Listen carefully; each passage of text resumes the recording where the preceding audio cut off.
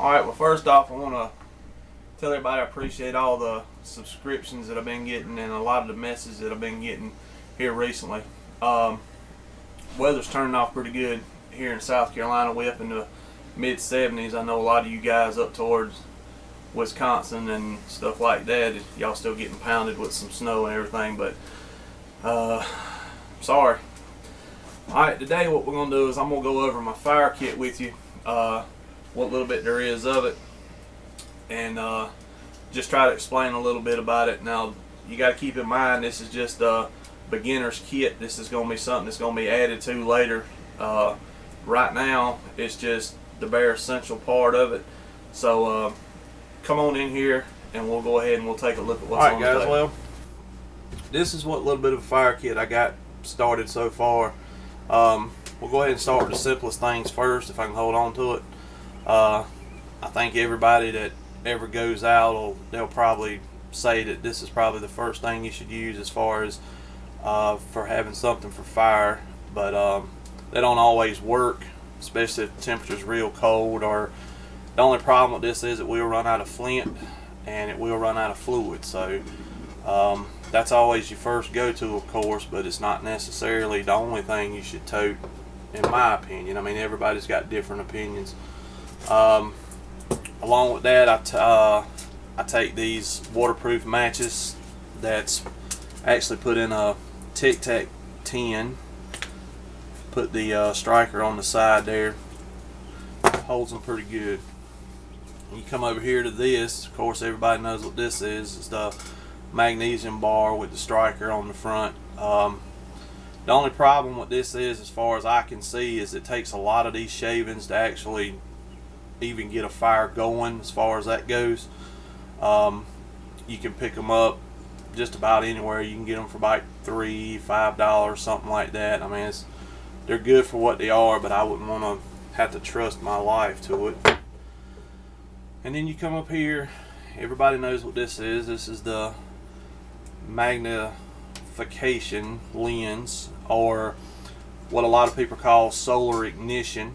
Works pretty good with char cloth or what have you. It works pretty good. The only fallback to this is just simply if there's no sun, you can't start a fire with it, but it's another way to be able to start fire, and it's a thing that I tote. We'll go over here. Of course everybody knows this is a char cloth tin, and you got your flint, 18th century steel, and then you got some char cloth and some other charred materials in there, which will work.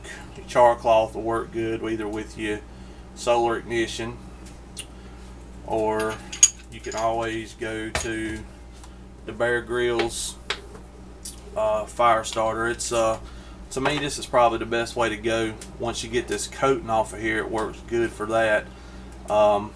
It's easy to carry. It's got the lanyard on it. It also comes with the whistle on the end, and then you get to the section up at the top, which is you could use for storage. It comes factory with this piece of cotton in the top, but you could use it and you could put a couple pieces of small char cloth down in there or whatever.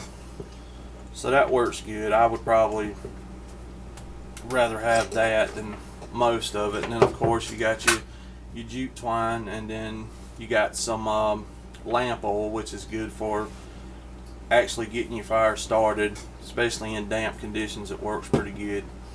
So like I said guys, that's pretty much it as far as what I tote. I figure if you can't get a fire started with either one of these, you probably don't need to be out in the woods to start with. Yeah, I mean, it's just really whatever you choose to tote or carry at the time. I mean, I've heard people say, well, if you're going to take a lighter, why bother taking matches? Well, in my opinion, other than food, fire is going to be your next most important thing. So to me, I want to be able to make sure that I keep everything I need as far as a way to get a fire started, and I keep it in this, which works pretty good for it. It all fits in fairly easy. Of course, it's probably not going to fit in there fairly easy on the camera, but it usually fits in there pretty good. and then this will go, let's see, this will go in there. You put your jute twine in, shut that down. Of course, this will go on the side, so it's easy to carry. That'll of course be tightened up, but you get the gist of it. Packs away like that. I keep my magnifying lens inside this pouch, and it all packs away like that. Other than that, that's about it as far as the fire kit goes, guys. If there's anything as far as you see that you think I need to add or I need to take off, man, I think I went over the simple fact of the lighter versus matches situation, but you know, every situation calls for something different as far as starting fires go, so conditions make has got a lot to do with the easier it'll be to start a fire, depending on whether you're using fat wood or whether you're using char cloth or what have you. So any suggestions on this will definitely be appreciated, guys. Alright guys, well that's just a little look into what I take as far as when I'm out on the trail. Like I said, it all depends. I'd rather be more prepared and go ahead and just take it instead of being at home and saying, well, I wish I would have took this and I wish I would have took that. But the only thing, like I said, is there's, you know, everybody will say, well, if you take a lighter, then why take matches? It's added weight. To me, matches don't weigh that much. They don't take up that much room. So other than that, I really don't see a problem. Everybody's kit's made different. Everybody totes different stuff. One thing that I am going to do that I'm going to add to this kit is actually going to be make the wafers to be able to take to automatically get a fire started. It'll works good with you. Works good with your Bear Grylls Fire Striker. Good with a lighter, match, whatever. So like I said before, guys, I appreciate everything. I appreciate you guys checking in my channel. I appreciate the subscriptions, the comments. Keep telling your friends about it. Keep checking back with me. Like I said, the weather's breaking, so we're definitely getting up into the, I think it's almost 80 here now. So the south's fixing to get hot, boys. So what's going to happen is that means a whole lot more videos.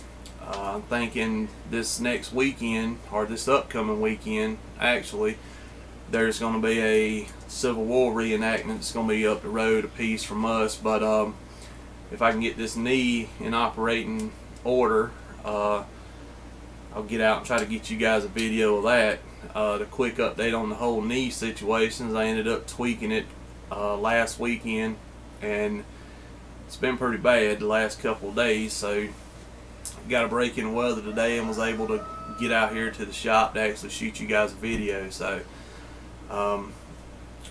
like I said, always, I appreciate you guys. Check back with me for more videos, and I'll see you again on Lifestyles of Southern High Lifer.